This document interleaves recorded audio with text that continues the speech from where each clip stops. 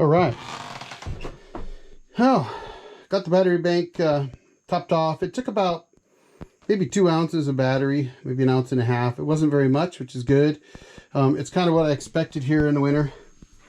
It doesn't get up high enough voltage to boil them off, you know, that much anyway. But I do see some build up here. Other than that, they're looking pretty good. That needs to be cleaned off and then resprayed. But otherwise, they're looking pretty good.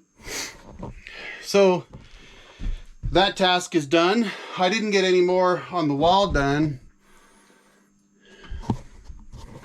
I decided to go ahead and leave that for the next trip. I've got some plans. I'm going to bring some vapor barrier in. It's just some plastic that I can cut in place and put in there, and a razor knife. I didn't have one this trip. I usually have one up here. I just couldn't find it. So just trying to clean up and get packed out so I can head out while the snow is still hard and crusty and not too sloppy. So I've got about another hour or so before it starts to really melt and get really soft. And you know, when that snow gets soft, that's where it gets to be a real pain. We'll be okay, but while it's still pretty cold out, I'd say it's still freezing, below freezing out, then I think we'll be fine. So just trying to get packed up, and got some mess to clean up. So if I get this mess cleaned up and get packed out, then we'll head out. Heard the coyotes this morning howling pretty close. They were just to the east of me, somewhere around my neighbor's property, where I know he used to have chickens, but I don't know if he still does. But coyotes were really howling something fierce, so they were after something. I've seen some tracks in the snow. I kind of took a look when I went out and snowshoed out in front of the solar panels, and some of them look like cat tracks. So I would say cat, coyote, and deer all running through here probably pretty regularly. It's not uncommon to be out here and see something move. There's a deer right there. That was a muley doe. Like I said, it's not uncommon to be out here and see animals running around. That muley, I mean, I just barely caught it. Their color hides them so well. But she was just right over here having a bite, I guess. Enjoying the morning sun. It's beautiful, beautiful sunny day. There's ice. It's like snow, but it's not. It's ice coming off the trees from that light breeze, and so you can see the air glinting. And it's not frozen air. It's not that cold. But, and you probably can't see it in this light. Had a couple squirrels that were chattering away this morning, getting mad at me. There was a couple up in this tree and running down around the woodshed. They were making a heck of a racket when the coyotes were howling away. So they could have been telling me to watch out for the coyotes. I don't know. But, I just got a little bit to do before I head back. Let's see how... Oh, the snow is nice and frozen right now where I was snowshoeing yesterday. So, even though I'm in my shoes that are just loosely tied on, I'm going to walk over here. Try to get a little bit of a view from out here in the snow. Good deer track right there.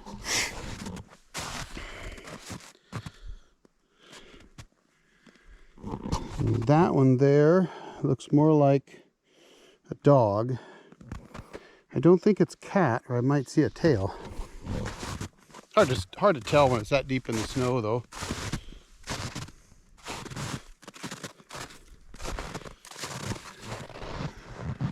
Yeah, there you go. So we've still got quite a bit of snow up there on that part of the roof over there, and hopefully that'll come down. If it's warm enough today, it may slough off after I leave. 2 or 3 o'clock in the afternoon, it's really dripping off the roof. So hopefully that snow will slough off for me. I didn't get up there with a ladder like I planned, but it's gorgeous out. Absolutely gorgeous. Still quite a bit of snow. That shed's got to come down. It's going to come down on its own anyway. But talk about a gorgeous day. It's about 11:45 now, so I'm hoping to get rolling here real soon before things soften up. It's always easier to drive down when the snow's harder. It's soft enough that you'll crunch along in it, but not so frozen that you'll slip and slide so much, I think. Well, I've got the chains anyway, so I'm not too worried. These panels are tilted back quite a ways, and so I did want to check that. I think I'll take a moment and grab my angle finder and just kind of see where they're at, and I'll show you how I adjust those panels. I'm going to step through the snow to get to them, but I think it'll be all right. I might have a couple deep steps, but I can get underneath them where there's no snow.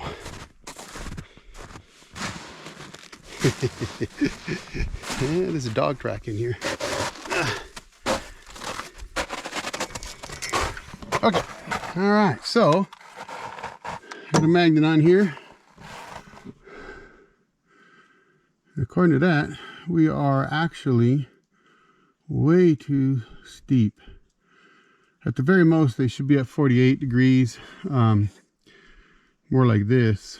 And in the winter, I put them up closer to 60 degrees. So I need to loosen these here up and just let that panel shift up a bit. If I adjust that right, then I'll get better solar production.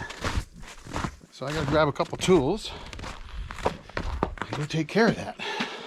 All right, I had to set you down for a minute so that I could loosen these up a little bit. And I try not to loosen them up too much. Otherwise it's a lot harder to do alone. I've already adjusted it a bit. It's at 45 degrees. And now we're at 50. I'm gonna go to about 53-ish. Right about there, I think we'll be fine. This time of year, that works pretty good. So yeah, now I just have to tighten these guys back up again, and then we'll have a better angle for this time of year. I should have set it at about 63 degrees around November. I didn't do that. You know, and I got lazy because I've got those guys up there and they produce so much power. I just left this one alone. But as you can see, I got a snow problem. So tilting these a little bit will make them more efficient. I'll collect more sunlight. The other thing it'll do is shed more snow. So let me tighten these up and then I'll move on.